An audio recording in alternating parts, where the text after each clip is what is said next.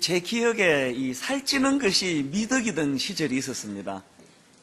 제가 중학교 다니고 고등학교 다닐 때만 해도 이렇게 배가 나오신 분들을 보면은 그 사장님이라고 그렇게 부르고요. 그리고 또 이 복부 비만, 이 배가 뭐 이렇게 불룩하게 나오면은 아이고 인격이 많이 나오셨군요. 이렇게 농담하던 그런 시절이 있었습니다. 그때는 가난하던 시절이니까요. 이 몸집이 불어나면 그만큼 잘 먹었다는 뜻이고, 또 어려운 상황이다 보니까 그렇게 잘 먹는 그 사람이 그 부러움의 대상이 되던 그런 시대였던 것 같습니다. 그런데 오늘날에는 그 생각이 완전히 바뀌어져 가지고 살을 빼지 못해서 지금 안달복달하는 그런 시대가 되었습니다. 인터넷에 어떤 기사를 보니까요, 이런 머리 기사가 있더라고요. 다이어트 산업 해마다 50% 성장. 이게 지금 온 나라가 들썩들썩 하는 것이 그 다이어트 열풍, 또 살 빼기, 운동, 이런 거 아니겠습니까? 그러면 왜 한때는 그렇게 살찌는 것이 미덕이던 때가 있었는데 지금은 왜 이렇게 살을 빼지 못해서 안달하는 세상이 되었나? 대답은 간단합니다. 몸이 비대해진다고 해서 그것이 곧 건강하다는 것을 말하는 게 아니라는 걸 자각했기 때문이에요. 그래서 저는 이 원리는 교회에도 그대로 적용이 된다고 생각합니다. 70년대, 80년대만 해도 이 대형 교회가 되는 거, 그래서 사람 엄청 모이고 굉장히 큰 건물을 갖고 있고, 이거는 모든 목회자들이나 성도들이 꿈꾸던 교회였습니다. 제가 신학교 다닐 때만 해도 그런 분위기가 컸던 게 사실입니다. 그런데 지금에 와가지고는 마치 그 교회가 덩치가 크고 대형 교회가 되면 그거는 배 나온 사람 보고 사장님이라고 부르는 것처럼 그건 좀 아니라는 생각을 하기 시작한 거예요. 왜 그러냐 하니까 대형 교회라고 해서 그게 곧 건강한 교회를 말하는 것은 아니라는 자각이 있었기 때문에 그렇습니다. 그래서 우리가 추구해야 되는 교회는 건강한 교회이지 덩치가 큰 대형 교회가 아니라는 겁니다. 이런 맥락에서 저는 참 고민이 많은 사람입니다. 어떻게 하다 보니까 분당 우리 교회가 대형 교회가 되어버렸습니다. 그래서 이 문제를 가지고 참 고심을 많이 하고 있는데요. 사실 우리 교회 그 등록하는 성도님 숫자가 늘어난다는 이것이 어떤 면에서는 두 가지 양극단적인 평가가 나올 수 있다고 생각합니다.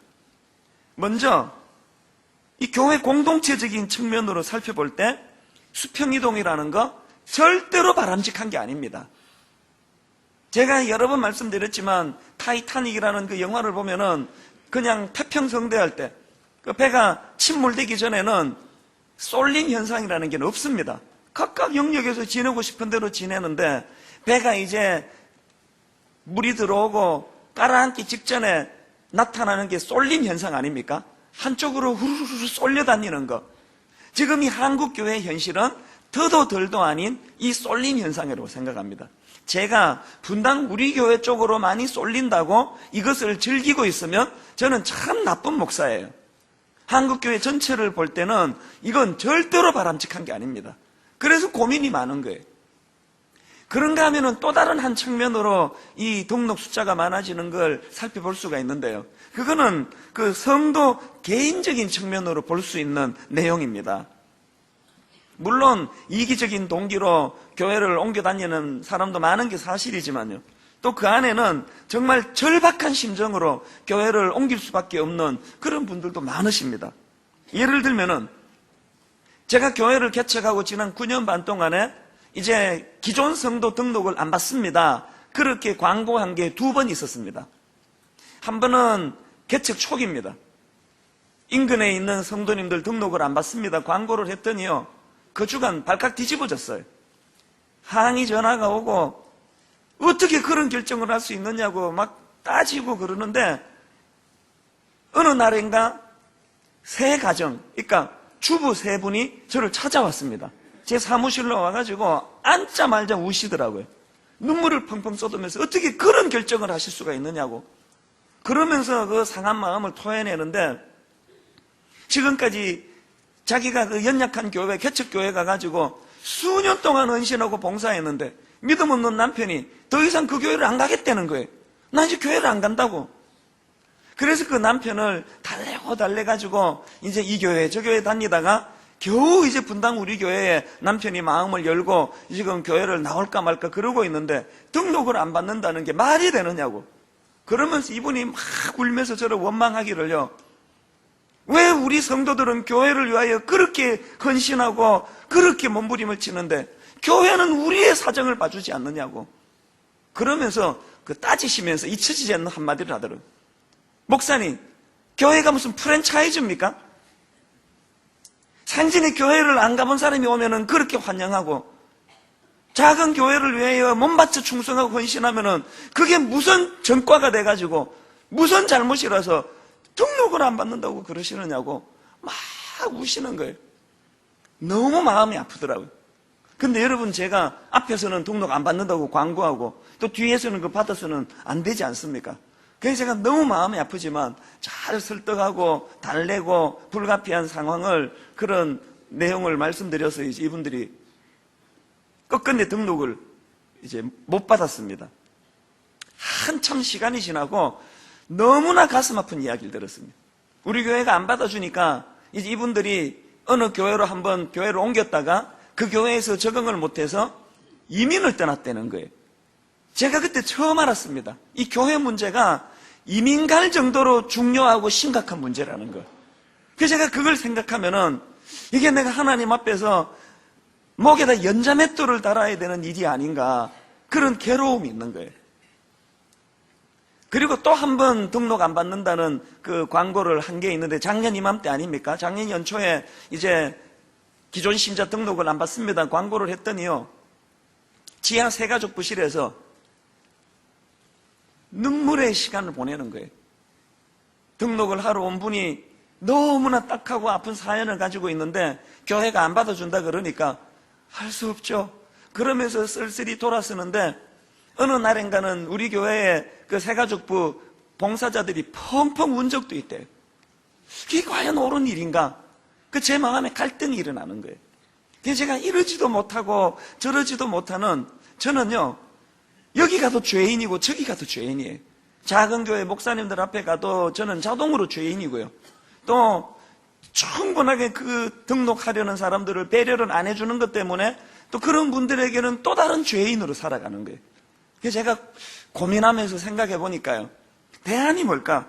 제가 생각하는 가장 이상적인 케이스는 수평이동 그냥 이기적으로 여기저기 그 쇼핑하듯 교회를 떠다니는 분은 다 돌아가시는 게 좋고요.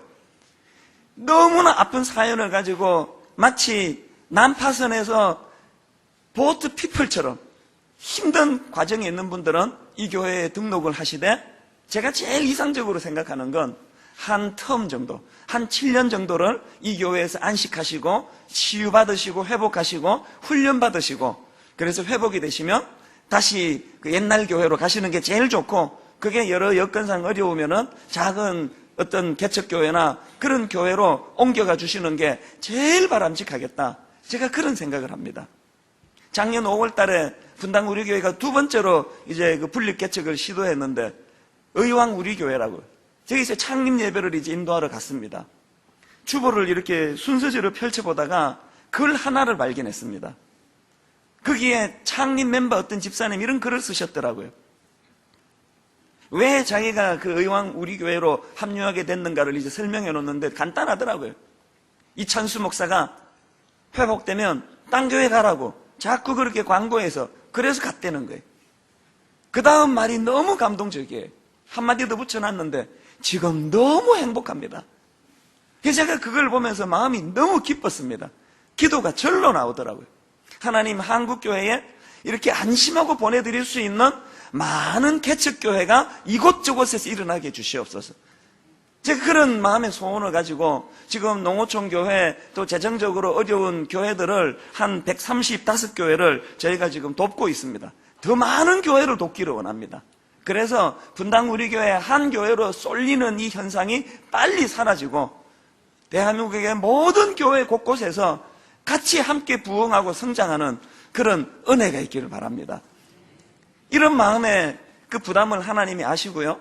제가 안식년 때 그 퓰러 신학교에 가서 공부를 하는데 하나님 저에게 미셔널 처치라고 하는 용어를 저에게 가르치셨습니다. 그리고 그 미셔널 처치를 설명할 때 꼭 등장하는 영국 선교사가 한 분 계시는데 레슬리 뉴 비긴이라는 선교사예요. 이 영국 선교사님은 인도로 파송을 받아가지고 무려 35년 동안 영국에서 파송받은 인도 선교사 사역을 했습니다. 그리고는 35년의 사역을 다 마치고 이제 자기 고향 영국 버밍햄으로 되돌아와서 정착했는데 이분이 35년 만에 조국 영국에 와가지고 충격을 받는 거예요.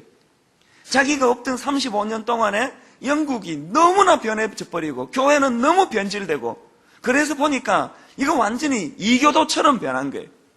그래서 레슬리 뉴 비긴이 좌절하면서 고뇌했던 게 뭐냐 하니까 이건 지금 영국이 선교 파송 국가에서 선교사를 보내던 그런 국가에서 선교 대상 국가가 돼버렸다.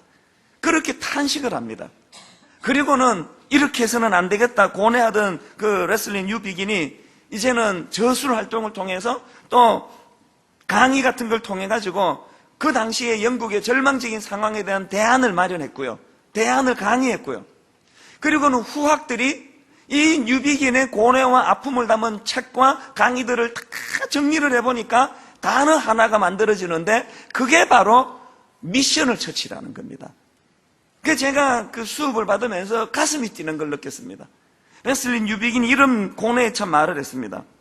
자기 나라 영국에 대해서 거기에는 복음의 반대보다 더 마주대하기 힘든 복음에 대한 차가운 멸시가 있었다.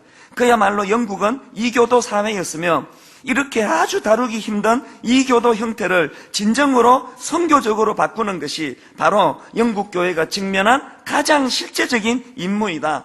이제는 구닥다리 같은 그런 영국 교회의 예배 형태, 구닥다리 같은 어떤 전도 방법 이런 걸로는 이제는 회복이 안 된다는 거예요. 그 몸부림을 모아놓은 게 그게 미셔널 처치라는 거예요.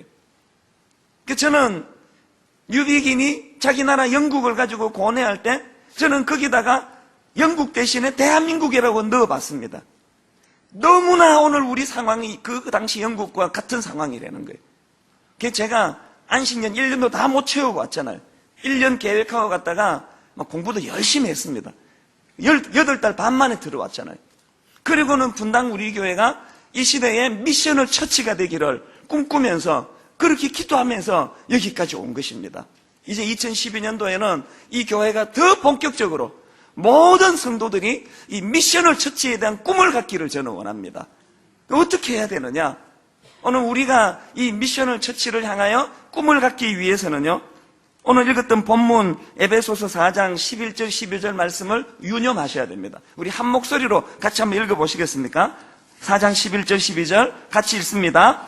그가 어떤 사람은 사도로, 어떤 사람은 선지자로, 어떤 사람은 복음 전하는 자로, 어떤 사람은 목사와 교사로 삼으셨으니 이는 성도를 온전하게 하여 봉사의 일을 하게 하며 그리스도의 몸을 세우려 하심이라. 이 11절에 나오는 이 삼으셨으니라는 표현은 원어로 보면 주다 이 뜻이에요. 주다. 헬라어로 이 단어는 에도켄이라는 단어인데 에베소스에 이 단어가 한 번 더 등장합니다. 1장 22절입니다. 또 만물을 그의 발 아래 복종하게 하시고 그를 만물 위에 교회의 머리로 주다 삼으셨느니라. 이 에도켄이에요.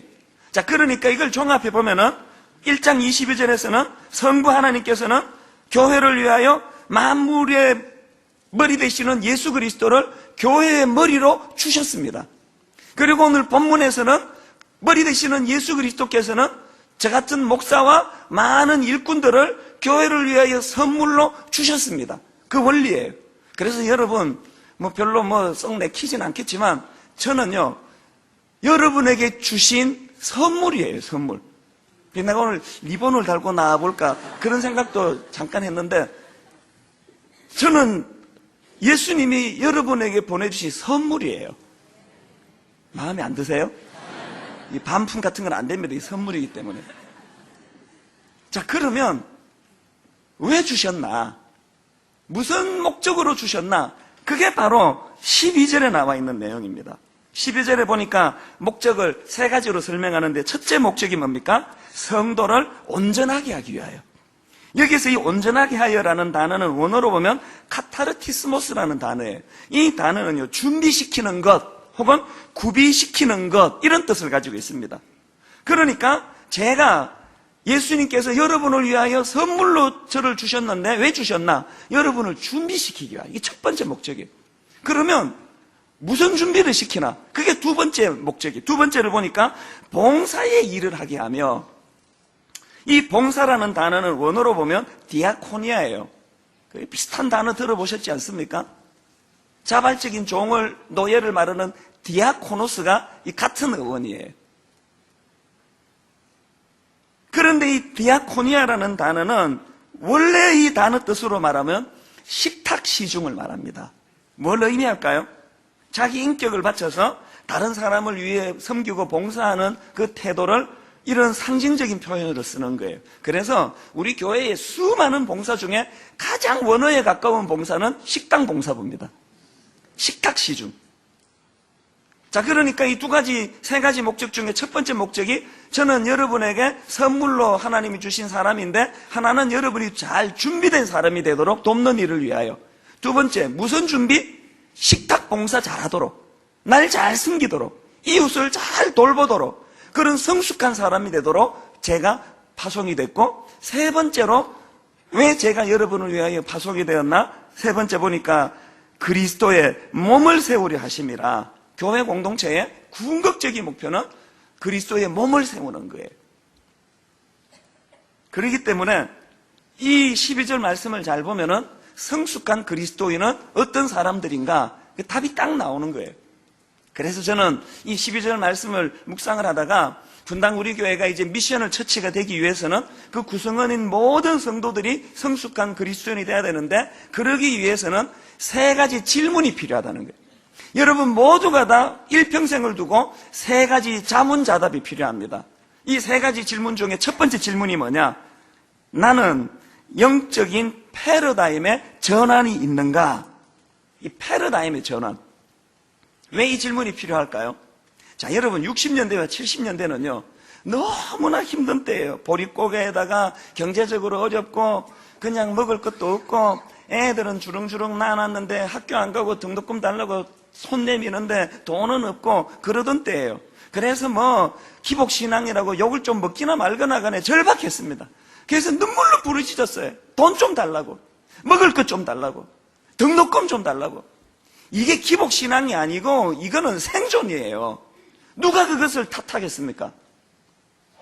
그런데 여러분 이제는 백불룩하게 나오는 것이 이게 자랑이 아니라 이제는 부끄러움이 돼서 다이어트를 해서 살을 빼야 되는 상황이에요.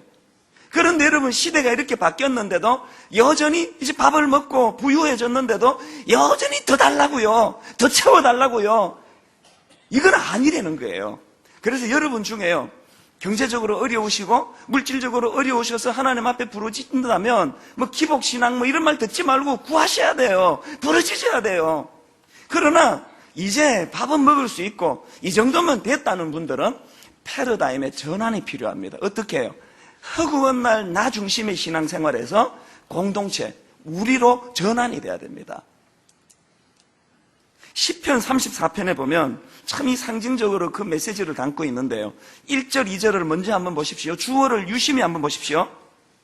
내가 여호와를 항상 송축하며 내 입술로 항상 주를 찬양하리이다. 내 영혼이 여호와를 자랑하리니 곤고한 자들이 이를 듣고 기뻐하리로다. 주어가 나예요. 관심이 나예요. 그런데 여러분 1절, 2절에서 그렇게 내게 관심을 가지고 있던 이 시편 저자가 3절로 무슨 전환이 일어나는가 보니까 3절을 보십시오. 나와 함께 여호와를 광대하시다 하며 함께 그의 이름을 높이세. 여기 나오는 이 함께라는 단어는 원어로 보면은요 제외 없이 모두라는 뜻이에요. 그러니까 이 패러다임의 전환은 뭐냐 하면은 시편 34편 1절, 2절에 갇혀있는 분, 이렇게 그냥 하나님 물질의 복을 주시고 건강의 복을 주시고 다 누렸음에도 불구하고 여전히 그 자기라는 틀에 갇혀가지고 나만 복받게 해달라고, 나만 부자 되게 해달라고, 나만 잘 먹고 잘 살게 해달라고 이 1절, 2절에 갇혀있는 이 틀을 깨트려서 34장 3절로 진입해야 된다는 거예요. 함께. 내가 건강하고 내가 복받고 내가 하나님을 찬양하는 것도 중요하지만 우리 모두가 다 이게 패러다임의 전환이에요. 여러분 아직도 이 1절 2절에서 갇혀서 머물러서 계시는 분이 생각보다 많으십니다. 우주의 중심이 나예요. 빨리 3절로 진입하셔야 돼요. 같이 함께. 에베소서 3장 6절에도 보니까 이는 이방인들이 복음으로 말미암아 그리스도 예수 안에서 함께 상속자가 되고 함께 지체가 되고 함께 약속에 참여하는 자가 됩니다. 원어로 보면은 이 함께가 강조된 표현이에요. 함께. 오늘 본문 13절 14절에도 보니까 그 세 가지 목표가 잘 이루어졌을 때 내가 잘 성숙해서 준비된 자가 되고 그리고 식탁 봉사로 상징되는 이웃을 잘 섬기게 되고 그래서 몸된 교회 공동체가 부흥하게 될 때 어떤 결과가 일어나는가 13절 14절을 한번 보세요. 주어가 어떻게 됩니까? 우리가 다 하나님의 아들을 믿는 것과 아는 일에 하나가 되어 온전한 사람을 이루어 그리스도의 장성한 분량이 충만한 데까지 이르리니 이는 우리가 이제부터 어린아이가 되지 아니하여 사람의 속임수와 간사한 유혹에 빠져 온갖 교훈의 풍조에 밀려 요동하지 않게 하려 함이라. 우리는 이런 구절을 자꾸 나 개인에게만 대비해요. 그건 내가 아니에요. 우리가 해요. 우리가. 이 나 하나 성숙한 것도 중요하지만 우리가 같이 다락방에 왜 나가야 되는지 아십니까? 내 유익을 위해서 나가는 것도 있지만 더 큰 목적은 함께 성숙해가는 공동체를 보려고. 지금 우리 순장님들 가운데요 너무 지치셔가지고 당장 순장을 그만두고 싶어하는 분이 3분의 1은 넘을 거예요. 그분들이 왜 하시는지 아세요? 이 정신 때문이에요. 함께 요동하지 않고 함께 유혹에 넘어가지 않고 이런 면에서 저는 우리 교회를 참 긍지를 갖는 하나가 있습니다. 지금 그 신천지라는 이단에서 분당 우리 교회를 타겟으로 삼았는지 어쨌는지 뭐 수시로 오잖아요. 와가지고 입구에서 뭐 나누어주고 새벽 기도에도 막 들어오고요. 심지어는 저한테까지 전도하러 와요. 그리고 뭐 틈만 나면 그래서 제가 보니까 지금 우리 청년부 안에도 대놓고 지금 신천지 들어와 있답니다. 모르긴 해도 다락방 안에도 신천지 있을 거예요. 근데 여러분 지금 흔들립니까? 내가 신천지에 안 흔들리는 그 정도가 아니고 함께 같이 성숙해지고 같이 영적으로 성장하니까 흔들림이 없어요.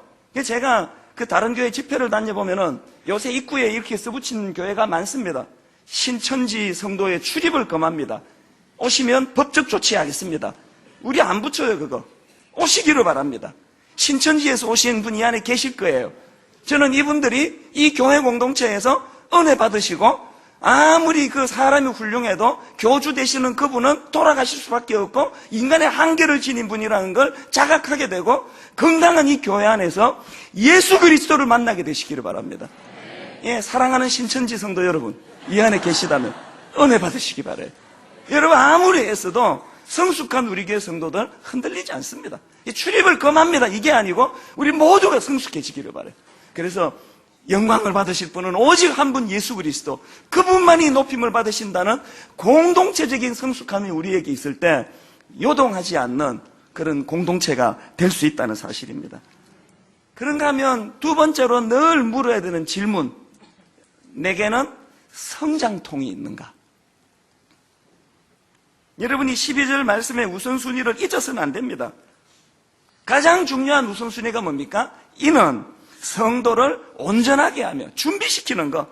그래서 여러분 한국 교회가 이렇게 어지러운 건요, 이 우선순위가 뒤바뀌어가지고 준비도 안 된 사람, 훈련도 안 된 사람, 성숙하지 않은 사람이 봉사하느라고 설치다 보니까 교회가 어려워지는 거예요. 오늘 우리 교회에 준비 안 된 분, 봉사하시는 분 다 그만두셔야 돼요. 여러분 영혼을 위해서, 다른 사람들의 영혼을 위해서. 항상 우선순위는 성숙이 먼저예요. 성장이 먼저예요. 내가 잘 준비되고 성숙해져서 그 성숙함으로 식탁 봉사, 이웃을 섬기는 거예요.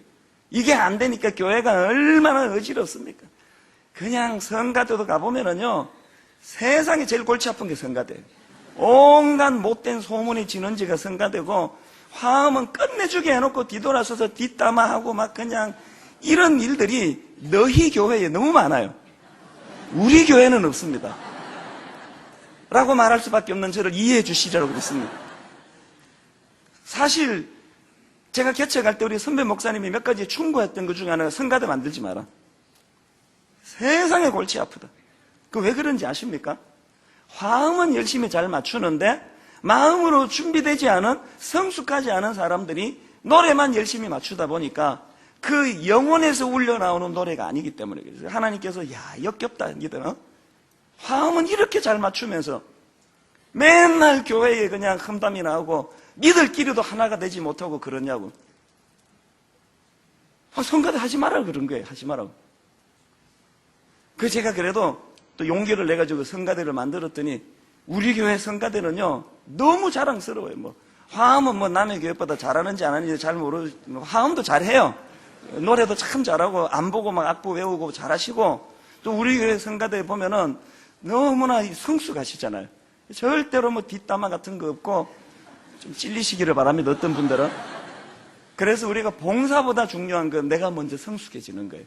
그런데 여러분, 성숙에는 반드시 성장통이 따른다는 거예요. 운동이란 게 그런 거 아닙니까? 요즘 제가 이 겨울 운동에 또 필이 꽂혀가지고 그냥 막 이 영하 몇 도가 되는데도 꼭꼭 싸고는 이제 2시간씩 걷잖아요. 깜짝 놀라는 게 뭐냐면요. 탄천을 가봐도, 공원을 가봐도 의외로 이 추운데 그냥 걷는 분이 생각보다 많아요. 얼마나 2시간 걸어보세요. 장갑 껴도 소용이 없어요. 막 손이 다 마비가 될 지경이에요. 버스 보면은요, 시뻘개요. 왜 이런 여러분 히타가 나오는 따뜻한 안락한 집을 두고 뭐하러 내가 이 고통을 사서 하느냐고요. 그게 운동이에요. 자기를 괴롭히는 게 운동이에요. 어떤 분들은요, 엘리베이터가 있는데도 불구하고 12층, 13층을 걸어 다녀요. 왜 자기를 그렇게 괴롭힙니까? 그게 운동이에요. 통증을 느끼는 게 운동이에요. 뻔히 차 있는데도 불구하고 차 두고는 지하철 타고 다녀요. 그 사람이 바보입니까? 진짜 똑똑한 분이에요. 몸은 너무 잘해주면 버르장머리가 없어진다는 걸 아는 거예요. 몸은 학대해야 되는 거예요. 우리 교회 좋은 교회입니다. 엘리베이터도 없고 몇 대 있어도 못하게 하고 강제로 그냥 걸어 다니게 하고 차 못 가져오게 하고, 여러분은 좋은 교회 만나서 영육간에 건강해지실 줄로 믿습니다. 자기를 괴롭혀야 돼요. 제가 저를 괴롭혀야 돼요. 제가 저를 괴롭힐 때 그때 아픔이 와요. 그게 성장통이에요. 제가 헬스를 할 때 들어보니까 운동하는 분이 그러시는데요. 이게 막 2두박근, 3두박근 막 이렇게 불룩불룩 나오는 이 배는 말고 이렇게 나오는 거는요. 그리고 왜 그렇게 됐냐 보니까 막 그 근육 운동을 하면은 이게 근육이 파괴가 된대요. 근육이 파괴되면 그 고통이 와요. 그러면 그 상처받은 근육이 파괴되는 거기에다가 새살이 돋고 새로운 근육이 생기면서 근육이 확장이 된대요. 그래서 이제 여기에 그냥 저같이 이렇게 민 근육, 볼록볼록이라는 게 하나도 없는 민 근육, 이건 다 몸을 너무 잘해줘서 그런 거예요. 몸을 괴롭혀야 돼요. 몸을 괴롭혀서 다치게 만들어야 돼. 상처를 줘야 돼. 그래서 거기서 이제 운동해서 근육이 형성이 되는 거예요. 여러분, 제가 묻는데 분당 우리 교회에 오셔가지고 나는 너무나 안락하다, 난 너무나 여기가 편하고 좋다, 이 교회는 여러분에게 나쁜 교회예요. 절대 좋은 교회가 아니에요. 여러분을 괴롭히는 교회, 못 살게 구는 교회. 그래서 성장통. 저는 우리 부목사님들에게 자주 하는 이야기 그래요. 성장통이 없는 목회자는 그거는 병든 목회자다. 아파야 된다. 고통해야 된다. 만족하면 안 된다. 50이 넘은 저도 이제 한 교회 담임 목사로 이 정도면 됐다고 그러면서 배 두드릴 수 있는 저도 여전히 아파요. 여전히 성장통을 겪어요. 더 성장하기를 원해요. 그러려면 통증을 느껴야 돼요. 저는 여러분들이 아무 통증이 없는 신앙생활에 익숙한 거, 그게 병들었다는 증거임을 자각하게 되시기를 바라요. 아파야 돼요. 그래서 여러분, 원수들은 내게 아픔을 주고 상처를 줘서 저를 몰락시키려고 공격하지만 선을 이루시는 주님 앞에 우리는 그것이 주님 앞으로 나가는 통로가 돼가지고 주님을 만나는 통로가 돼서 원수가 괴롭히는 그 고통을 성장통으로 바꾸는 지혜가 있게 되시기를 바랍니다. 그래서 물으셔야 돼요. 내게는 성장통이 있는가? 아프십니까? 이 타락한 시대를 살아가는데 고통이 느껴지십니까? 그건 살아있다는 증거예요. 그런가 하면 마지막 세 번째로 물어야 되는 질문이 하나 더 있습니다. 내게는 건강한 교회를 향한 갈망이 있는가? 여러분이 갈망이라는 것은 내가 살아있다는 것을 증명하는 가장 중요한 감정이에요. 동작동 국립묘지에 가면은 고통도 없습니다. 절망도 없습니다. 도전도 없습니다. 거기는 갈망도 없습니다. 죽었기 때문입니다. 오늘 내가 아플 수 있다는 거, 오늘 내가 그럼에도 갈망할 수 있다는 거, 살아있다는 증거예요. 여러분, 가정을 위하여 정말 갈망하는 마음이 있으십니까? 우리 가정 회복되기를 원하면, 부부관계가 회복되기를 원하면 그 갈망이 회복의 원천이 되는 줄 믿습니다. 여러분, 영혼이 건강해지기를 갈망하는 마음이 있습니까? 그게 없어서 그렇게 살아가는 거예요. 여러분의 주님 만나기를 갈망하는 마음이 있다면 그 갈망이 주님 만나는 능력이 될 줄로 믿습니다. 교회도 마찬가지예요. 여러분, 교회에 대해서 갈망하는 마음이 필요해요. 사단이 우리에게 심어놓은 잘못된 신화가 뭐예요? 한국 교회는 변질했다. 교회는 믿을 게 아니다. 목사들은 상처만 준다. 이 땅에 좋은 교회는 불가능하다. 나는 교회를 믿지 않겠다. 가장 무서운 사단의 도전이에요. 아닙니다. 오늘 좋은 교회는 가능합니다. 살아있는 영적인 교회는 절대로 가능합니다. 왜요? 에베소서 1장에서 성부 하나님이 교회의 머리로 예수 그리스도를 주셨어요. 여기 지금 예수 그리스도가 이 교회의 주인 되세요. 그래서 우리 모두가 다 갈망하는 거예요. 여러분, 제가 분명히 이 시간 선언합니다. 제가 좋은 교회를 담임하는 목사가 되기에 부족한 게 많은 걸 알아요. 제가 문제가 많아요. 영성도 부족하고 많이 부족해요. 그러나 여러분, 여러분이 갈망하시는 한 제가 변할게요. 제가 더 노력해서 더 하나님께 몸부림쳐서 좋은 교회 담임 목사가 될 수 있도록 갈망할 거예요. 포기하지 않고 갈망할 때 여러분, 우리 한번 꿈을 꾸자고요.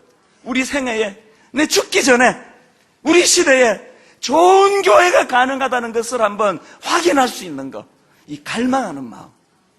그래서 그 12절의 마지막 결론이 그리스도의 몸된 교회가 온전히 세워지도록 하는 것.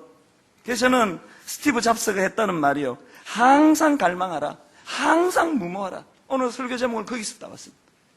스티브 잡스가 IT 뭐를 위해서, 산업을 위해서 그렇게 갈망했다면 오늘 저는 분당 우리 교회를 위하여 하나님께 갈망할 것입니다. 그리고 꿈을 꿀 것입니다. 하나님 아버지, 이 교회 앞에 성숙한 교회가 되도록 도전할 것입니다. 이제 여러분, 이 세 가지를 마음에 담으시고요. 분당 우리 교회는 이상하게 개척 초기서부터 상처받은 분이 많이 오세요. 굉장히 설교도 자연히 치유 설교가 많아요. 위로 설교가 많아요. 좋은 일이에요.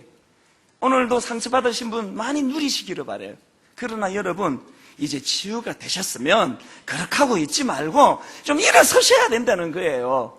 치유됐잖아요. 이제 우리 교회의 교구 목회 시스템을 지금 바꿀 생각이에요. 뒤집어 볼 생각이에요. 목사님, 전사님 한 세트 한 조로 해가지고 1년 내내 신방을 다녀도 다 못 돌아요. 나머지 성도는 가만히 앉아서 대접받고, 목사님, 전도사님만 가방 들고 열심히 따라가가지고는 좋은 교회, 건강한 교회가 불가능합니다. 이제 여기서 두 종류로 나누셔야 돼요. 회복이 필요하신 분 누리세요. 신방 요청하세요. 뭐든지 여러분 요구하세요.